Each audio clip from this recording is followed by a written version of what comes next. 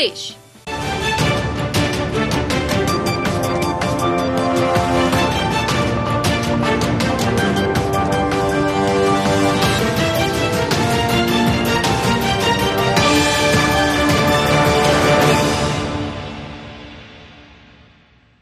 नमस्कार, IND 121 के इस दूसरे दौर में आपका पुनः स्वागत है।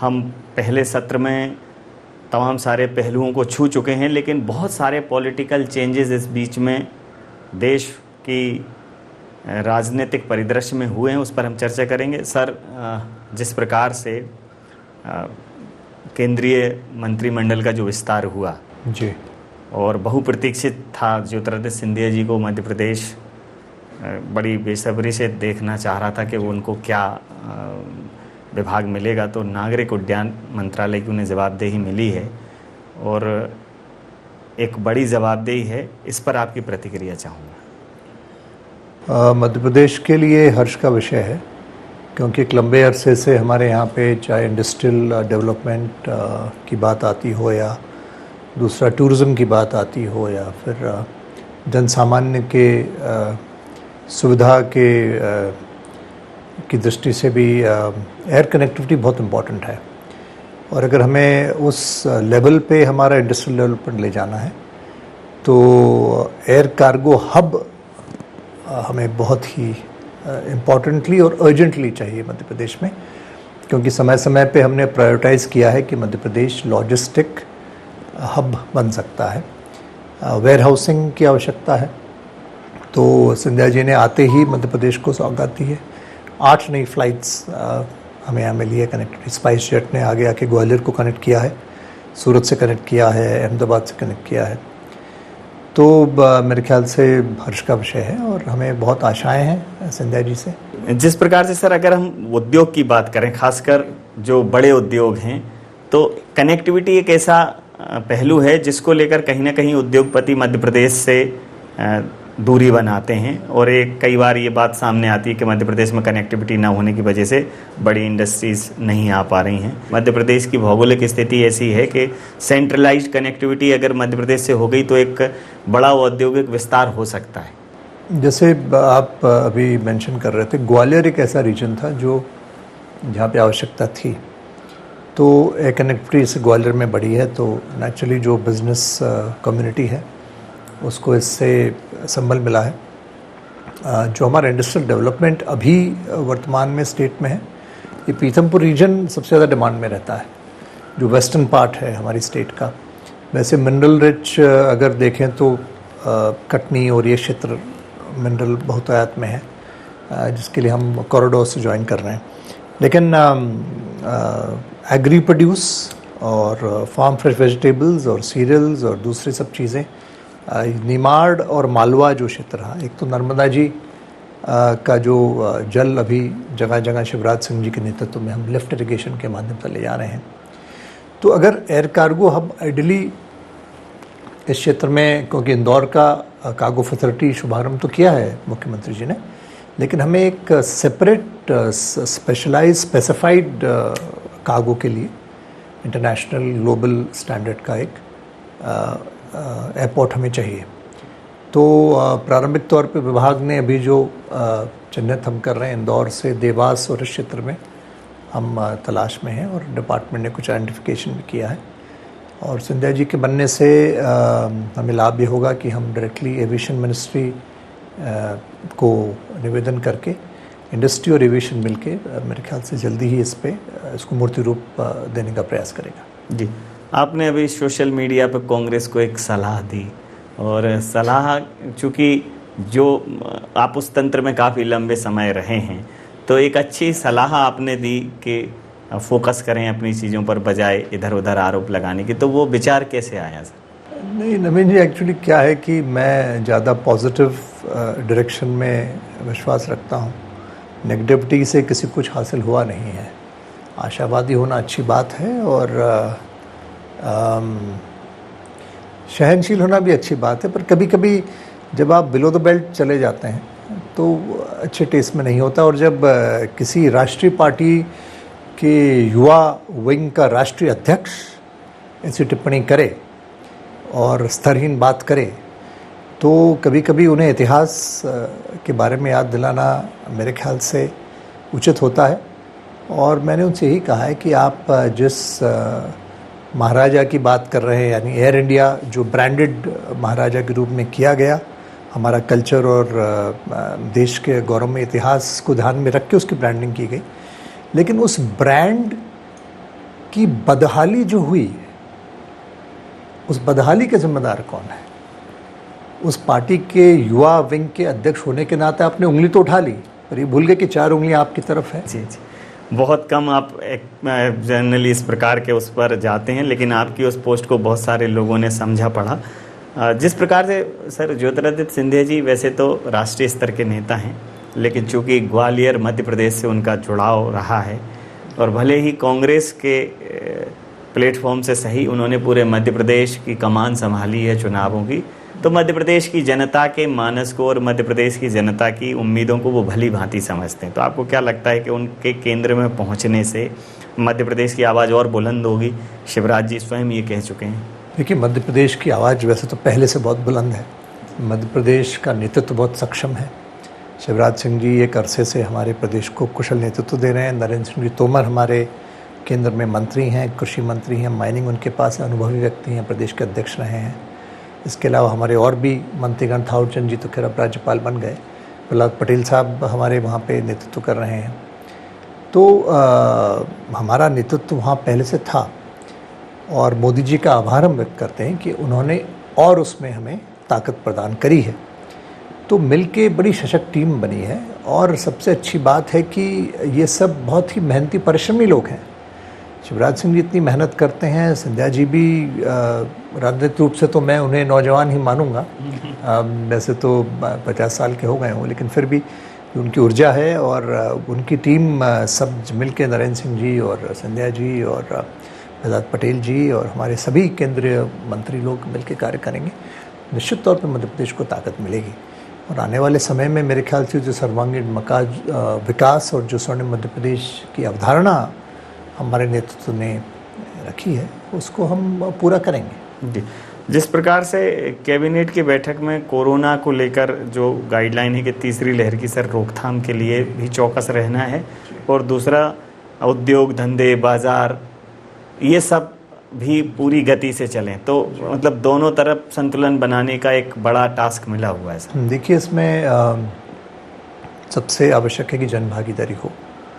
शिवराज सिंह जी का मॉडल बहुत ही उपयोगी साबित हुआ है क्राइसिस मैनेजमेंट कमिटीज़ का, जहाँ उन्होंने पंचायत लेवल से और वार्ड लेवल से लोगों को इसमें जोड़ा है। तो जन जागरण और लोगों के जहन में अब ये बात आ गई है कि वैक्सीनेशन आवश्यक है। इसलिए आप देखिए, जहाँ पहले लोग नहीं आ रहे थे, वैक्सीनेशन के लिए भीड़ आ रही है, वैक्सीनेशन का टारगेट हम पूरा करने में हमें कठिनाई आ रही है। तो मेरे ख्याल से उसकी मॉनिटरिंग ठीक हो जाए, लोगों में जागरूकता बढ़ी है और नौजवानों ने इसको लीड किया है। जैसे 18+ खुला तो 18+ वाले तो आए, वो अपने माता पिता को भी लाए, दादा दादी को भी लाए। तो मेरे ख्याल से यूथ ने हमें बहुत ही सही समय पे इस अभियान को आगे बढ़ाया है और शिवराज सिंह जी निरंतर इस बात के लिए हमें सचेत कर रहे हैं, चाहे प्रभारी मंत्री हों, चाहे कैबिनेट हों, चाहे अधिकारी हों, कि हमें लापरवाही नहीं बरतनी है। अब चूँकि आपके पास पहले से ही धार और इन जिलों का प्रभार था कोरोना के दृष्टिगत, लेकिन अब आपको अलीराजपुर का प्रभारी मंत्री नियुक्त किया है, तो कांग्रेस कह रही है कि ये तो सिर्फ अभी जो ट्रांसफ़र पोस्टिंग है बस उसके लिए ये रिप्रेजेंटेटिव नियुक्त हुए हैं एक तरीके से, बाकी प्रभारी मंत्री होने का क्या? देखिए, मुझे नहीं पता कांग्रेस क्या समझ सोच रही है, लेकिन अगर वो ट्रांसफ़र पोस्टिंग की बात कर रही है तो मेरे ख्याल से कमलनाथ जी की सरकार ने एक रिकॉर्ड सा स्थापित किया था ट्रांसफ़र पोस्टिंग के विषय में। अलीराजपुर मेरे पास कोरोना के प्रभार में था और धार भी था। अब यह है कि गृह जिला अब मेरे पास नहीं है। डॉक्टर प्रभुराम चौधरी देखने मुझे एक मंदसौर अतिरिक्त दिया गया है। तो स्वाभाविक तौर पे ज़िले के अंदर के जो ट्रांसफ़र्स हैं, ट्रांसफ़र पॉलिसी के वजह जो एक सर्टेन परसेंटेज अलाउड होता है युक्ति उपकरण के आधार पे या प्रशासनिक सुविधा के दृष्टिगत, जो आवश्यक होगा वो हम करेंगे।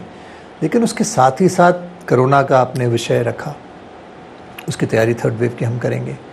इसके अलावा और भी जो प्रशासनिक और समस्याएं माइक्रो लेवल पे आती हैं, डिस्ट्रिक्ट लेवल पे आती हैं, तहसील लेवल पे आती हैं, उनका भी सबको बैठ के सबसे बातचीत करके और मिल के समाधान करने का प्रयास।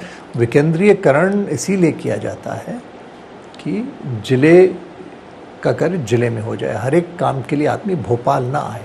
जी, एक महाराष्ट्र AICC से मेंबर हैं विश्वबंधु रॉय, उन्होंने एक चिट्ठी लिखी है दिग्विजय सिंह जी को लेकर, और बाकी दिग्विजय सिंह जी लगातार हमलावर हैं भारतीय जनता पार्टी पर। अभी उन्होंने बड़ा प्रदर्शन किया और कांग्रेस कह रही है कि कांग्रेस के ही लोग कह रहे हैं कि दिग्विजय सिंह जी जिम्मेदार हैं। अप्रत्यक्ष रूप से कमलनाथ जी भी कहीं ना कहीं इस प्रकार का प्रश्न चिन्ह उठा चुके हैं। तो दिग्विजय सिंह जी बहुत सक्रिय हैं, किसके पक्ष में सक्रिय हैं वो ये समय समय प्रश्न चिन्ह लगता रहा है। हमारे साथियों ने तो ये भी कहा है कि जब उनके मुखार बिंद से कोई वाणी का प्रवाह होता है तो वो किसके लिए ज़्यादा मददगार होता है, ये सब लोग जानते हैं। बहुत अनुभवी, बहुत बड़े नेता हैं, मुख्यमंत्री रहे मध्य प्रदेश के। मैं उनसे बहुत छोटा हूँ, लेकिन मुझे लगता है कि हर एक व्यक्ति और हर एक प्रकार की राजनीति का एक दौर होता है, और आज का दौर निश्चित तौर पे शिवराज सिंह जी और नरेंद्र मोदी जी का है, और जनता ने उन्हें सराहा है, उन्हें सम्मानित किया है, और बारंबार जनादेश उनके पक्ष में गया है। कुछ तो उन्होंने अच्छा किया ही होगा, और अच्छा किया ही होगा, और जनमत उनके पक्ष में गया है, तो हमें जनमत का आदर सम्मान करना चाहिए। हमें हमारे वरिष्ठ नेता हों, किसी भी पार्टी को, चाहे दिग्विजय सिंह जी हों, चाहे कमलनाथ जी हों, हमारे पार्टी के नेता हों, सबको समझना चाहिए और स्वीकार करना चाहिए। अंतिम और महत्वपूर्ण प्रश्न सर, जिस प्रकार से पहले कांग्रेस जब ज्योतिरादित्य सिंधिया जी मध्य प्रदेश के दौरे करते थे तो वो कहते थे कि वो उनको अभी सेटल नहीं हुए हैं, तो इसलिए घूम रहे हैं मध्य प्रदेश में, अपने लोगों से मिल रहे हैं, एक दबाव बनाने की कोशिश कर रहे हैं। जब नागरिक उड्डयन मंत्रालय मिला तो बोले कि वो कर्ज में डूबा हुआ मंत्रालय मिला है। अब वो ये कह रहे हैं कि ठीक है, कितने दिन चलेंगे, राष्ट्रीय स्तर के नेता थे, उन्हें एक प्रभार दे दिया गया। हांडी का एक चावल देखा जाता है सर, आपका व्यक्तिगत अनुभव, आप स्वयं अब भारतीय जनता पार्टी में रच बस गए हैं, संगठन की कवायद, तो कहीं आपको महसूस हुआ कि ये जो संयोगमन हुआ, ये जो जुड़ाव हुआ है, इसमें अभी भी ऐसा है कि कोई एक धड़े वाली बात है कि हम, ऐसा लगता है कि हम लोग सिंधिया जी के गुट के हैं या कोई और गुट के हैं, ये जो गुटीय राजनीति थी उसका यहाँ कुछ प्रभाव दिखता है सर? देखिए, अब हम सभी भाजपा में हैं, भाजपा के कार्यकर्ता हैं।